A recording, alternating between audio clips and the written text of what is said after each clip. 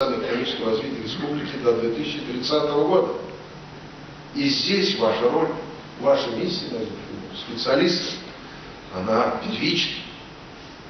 Фундаментальность, обоснованность после принятия этой программы управленческих решений властями разных уровней.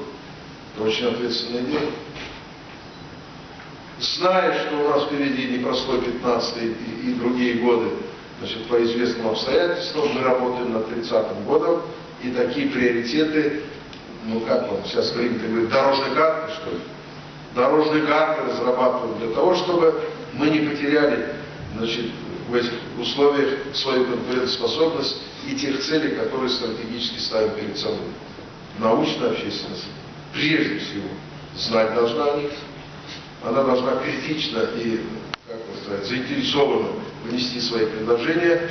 И я думаю, что это может быть даже посвящено не одна встреча, я возьму клянусь, в ваших стенах Академии наук, для того, чтобы мы заручились вашей поддержкой и более смело принимали решения, зная, что ученые республики заинтересованно посчитали и подтверждали важность и необходимость таких решений.